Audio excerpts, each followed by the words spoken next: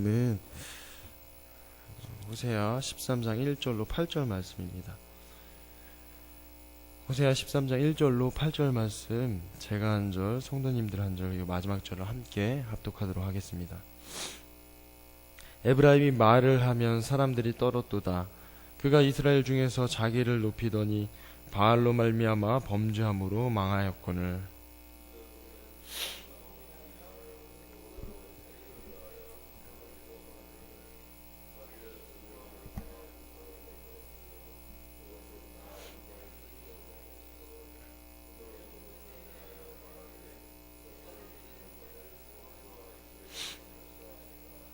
이러므로 그들은 아침 구름 같으며 쉬 사라지는 이슬 같으며 타작마당에서 강풍에 날리는 쭉정이 같으며 굴뚝에서 나가는 연기 같으리라.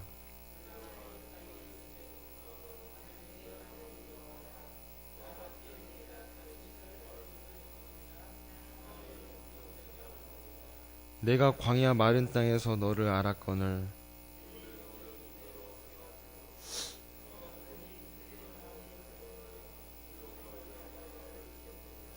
그러므로 내가 그들에게 사자 같고 길가에서 기다리는 표범 같으니라. 내가 새끼 잃은 곰같이 그들을 만나 그의 염통 거풀을 찢고 거기서 암사자같이 그들을 삼키리라. 들짐승이 그들을 찢으리라. 아멘.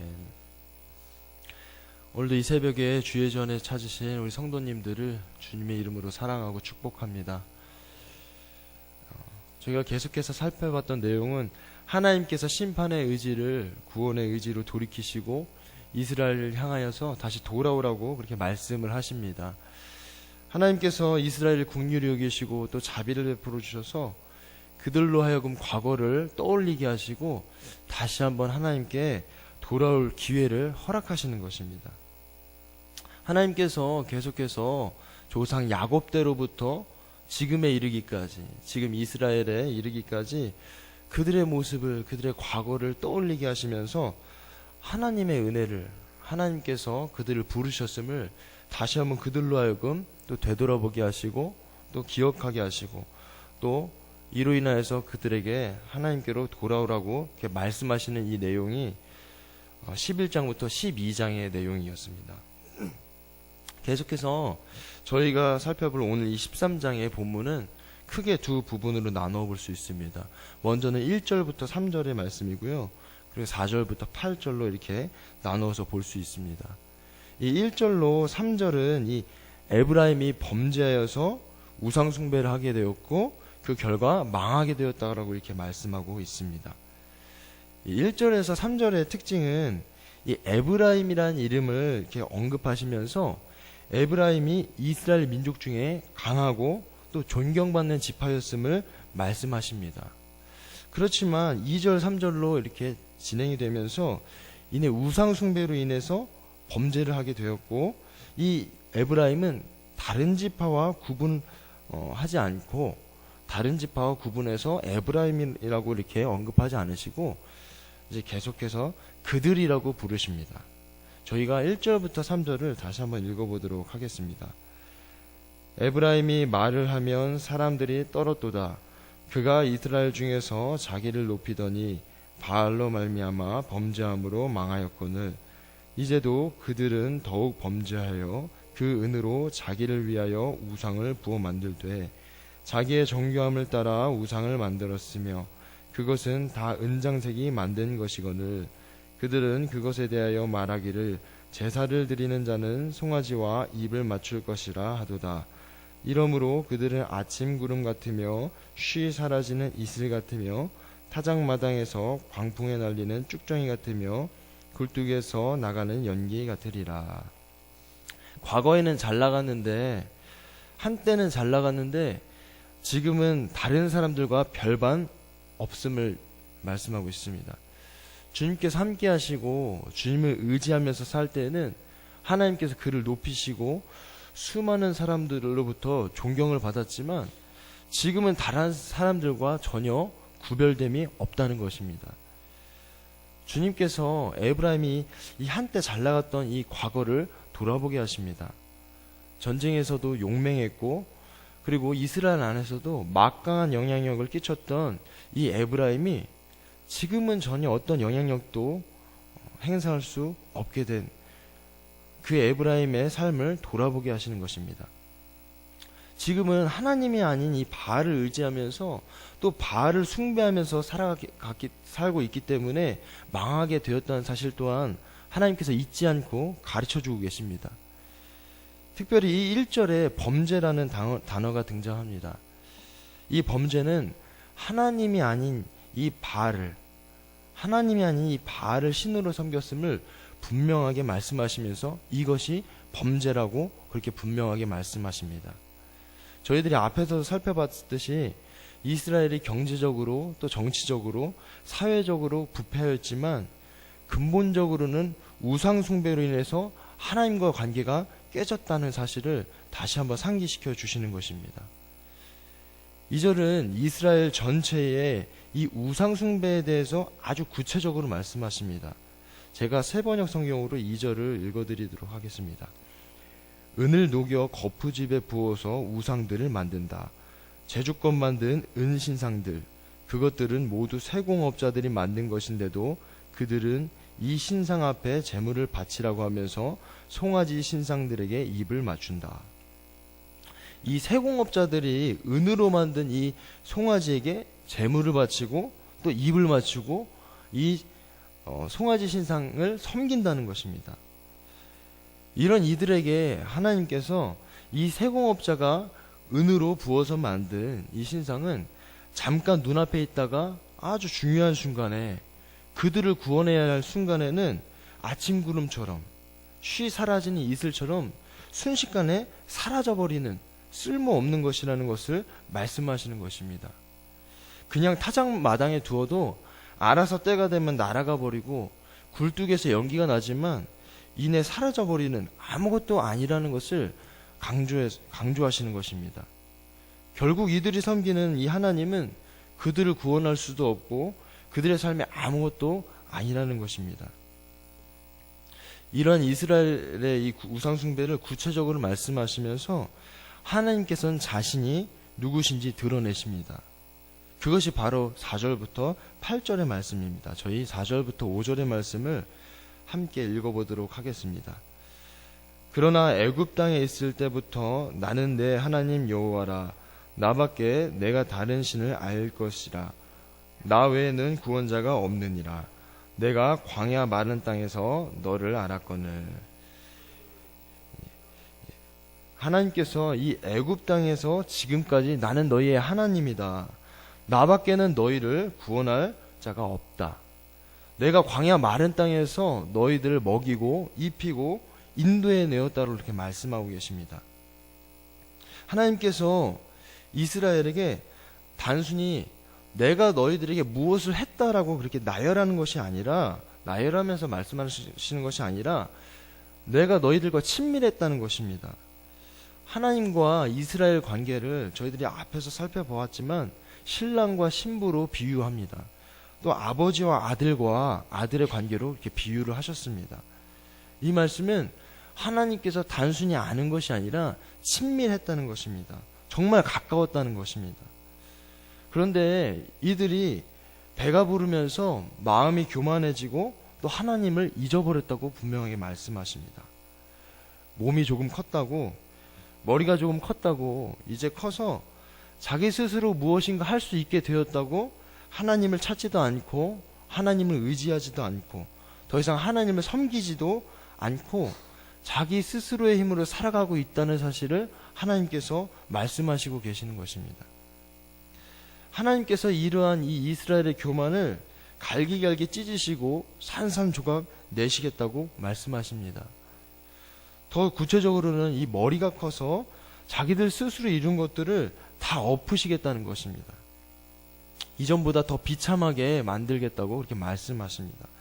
다시 배가 고팠을 때처럼, 다시 자기 힘으로 무언가를 할 수 없었을 그때처럼, 그 이전의 광야에서 하나님께서 남편과 아내로 지냈던, 그리고 아버지와 아들로 지냈던 그 삶으로 다시 되돌아가시겠다고 그렇게 말씀하시는 것입니다. 제가 말씀을 준비하면서 하나님을 잊게 만드는 것이 삶 가운데 있다는 생각을 하게 되었습니다. 단 한순간이라도 하나님을 찾고 또 하나님을 의지해야 함에도 불구하고 하나님을 잊게 만드는 것이 있다면 그것이 우상임을 그렇게 깨닫게 하셨습니다. 일상의 삶 속에서 하나님과 대화하고 또 하나님과 동행하면서 살아가지 못하게 하는 것이 있다면 그것이 단 한순간이라 하더라도 그것이 우상임을 말씀하고 계십니다. 제가 말씀을 묵상하면서 한 가지 제 삶 속에 일어났던 일이 떠올랐습니다. 제가 목요일에 엊그제 특세 때 이제 새벽 예배 전에 이제 특송 가사를 준비하기 위해서 스마트폰으로 이렇게 가사를 좀 검색을 하고 있었습니다. 그런데 화면에 이렇게 줄이 이렇게 그어지는 겁니다. 이 스마트폰 화면에. 2년 동안 잘 썼는데, 깨끗하게 잘 썼는데 갑자기 이렇게 줄이 그어지고, 그리고 제가 이제 오전에 교회에 출근하게 되면서 휴대폰을 봤는데 아예 그때는 화면이 나오지 않게 되었습니다. 그래서 그날은 이제 목요일에는 제가 다른 교회에 심부름을 가야 될 일도 있어서 스마트폰으로 이제 티맵을 찍고 가야 되기 때문에 스마트폰도 필요했고, 그리고 계속해서 이렇게 문자나 연락을 주고받아야 될 일이 있어서 휴대폰이 없으면 안 되는 상황이었습니다. 그래서 이제 다른 교회를 가기 전에 제가 수리를 하기 위해서 잠실에 잠깐 들렀는데 결론적으로는 이제 수리를 해야 되기 때문에 5일 동안을 스마트폰을 사용하지 못하게 되었습니다. 그리고 비용도 어마어마하게 많이 이렇게 나오게 되었습니다. 잘 쓰던 휴대폰을 그렇게 수리하기 위해서 맡겨놓고 보니까 당황스럽기도 하고 좀 짜증이 나기도 했습니다. 근데 제가 말씀을 준비하면서 하나님께서 이 휴대폰을 만지셨다라는 그런 생각이 떨쳐지지가 않았습니다. 어디를 가든지 전에는 어디를 가든지 참 처음 운전할 땐 두려웠는데 지금은 어디를 가든지 두렵지가 않습니다. 그냥 티맵만 켜면 어디든지 갈 수 있기 때문입니다. 무엇이 궁금하거나 무엇을 모를 때는 전혀 염려할 필요가 없습니다. 휴대폰을 켜서 검색을 하면 되기 때문입니다. 그런데 하나님께서 이 무엇이든지 쉽게 검색하고 어디든지 아무 걱정 없이 편하게 갈 수 있었던 그런 저의 삶을 좀 돌아보게 하셨습니다. 이 순간만큼은 제가 하나님을 찾지도 않고 하나님께 물어보지도 않고 하나님을 의지하지도 않았던 순간이었다는 사실을 하나님께서 좀 깨닫게 하셨습니다. 이런 순간 속에서 하나님 계시지 않았구나. 하나님께서 나와 함께 하셨지만 나는 하나님을 계시지 않는 분으로 여기면서 살았구나. 그런 것들을 깨닫게 하셨습니다. 삶을 살아가면서 하나님을 잊게 만드는 것이 우상이라는 사실을 다시 한번 깨닫게 해주신 것입니다. 어딘가를 가야 하는데 스마트폰도 없고 또 돈도 없고 차도 없다면 누구를 찾으시겠습니까? 또 쌀도 없고 반찬도 없고 돈도 없다면 누구를 찾으시겠습니까? 혹여라도 이런 순간에 부모님이 떠오르거나 또 친구가 떠오르거나 가까운 누군가가 떠오른다면 아마 아직도 하나님을 진정으로 의지하지 않고 하나님을 바라보지 않고 살아가는 것이라는 것을 하나님께서 깨닫게 해주셨습니다. 어쩌면 이런 것들이 우리 삶 가운데 우상이라고 하나님께서 말씀하신다라는 그런 생각을 하게 되었습니다. 우리 성도님들이 오늘 하루를 살아가시고 또 한 주간을 살아가시면서 일상에서 늘 사용했던 것들을 찾고 그 사용했던 것들을 다시 한번 또 사용하기에 앞서서 먼저 주님을 찾고 주님께 물어보시길 바랍니다. 그래서 한 주간 정말 무엇을 하든지 가장 먼저 하나님께 묻고 또 하나님을 의지하시면서 정말 나의 삶의 주인이 주님이심을 삶을 통해서 고백하게 되시는 그런 한 주가 되시길 바랍니다. 무엇보다도 한 주간 살아가시면서 처음 하나님께서 나를 불러주셔서 정말 아무것도 몰랐지만 그 하나님께 구구절절 하나하나 다 하나님께 물어보고 또 여쭤보고 기도했던 그런 과거를 돌아보시면서 이 한 주간이 그런 삶을 통해서 주님과 친밀해지고 또 혹시나도 관계가 깨어졌다면 그 관계가 회복되어지는 그런 복된 한 주가 되시기를 간절히 소망합니다. 기도드리시겠습니다. 사랑하는 하나님 아버지, 감사드립니다. 오늘도 주의 전에 불러주셔서 오늘도 주님의 말씀을 나누게 하심을 감사드립니다. 하나님 삶을 돌아보면은 하나님을 의지하고 하나님을 바라보고 하나님께 대화하기보다는 내가 원하는 대로, 내 뜻대로, 내가 할 수 있는 나의 힘으로 나의 삶을 이끌어가고 또 문제들을 해결해가는 그런 저희들의 모습을 돌아보게 됩니다. 어느 순간부터 저희들의 삶 가운데 주님의 능력이 나타나지 않았고, 언제부턴가 저희들의 삶 가운데 주님 주신 지혜를 의지하기보다는 내가 가진 실력으로, 나의 능력으로 모든 것들을 결정하고 이끌어왔음을 고백합니다. 주님, 그런 저희들을 용서하여 주시옵시고 불쌍히 긍휼히 여겨주셔서 다시 한번 주님의 사랑을 되돌아보게 하여 주시고, 그 사랑 붙들고 무엇을 하든지 먼저 주님께 묻고 주님을 의지하며 주님을 바라보며 살아갈 수 있는 저희들 될 수 있도록 주여 인도하여 주시옵소서. 그리하여 해서 저희들 삶 가운데 우상 숭배라고 말씀하시는 것이 없고 늘 주님과 동행하고 늘 주님을 의지하면서 주님과 친밀한 삶을 살다가 하나님 앞에 설 수 있는 저희 모두가 될 수 있도록 주여 도우시고 인도하여 주시옵소서. 오늘도 주의 전에 나오면서 주님 앞에 귀한 예물을 올려드립니다. 그 마음을 받으시고 그 삶을 받아주셔서 하나님 앞에 향기로운 그런 아름다운 삶을 살아갈 수 있도록 주여 도우시고 인도하여 주시옵소서. 모든 것 중에 감사드리며 살아계신 우리 구주 예수 그리스도의 이름으로 기도드립니다. 아멘.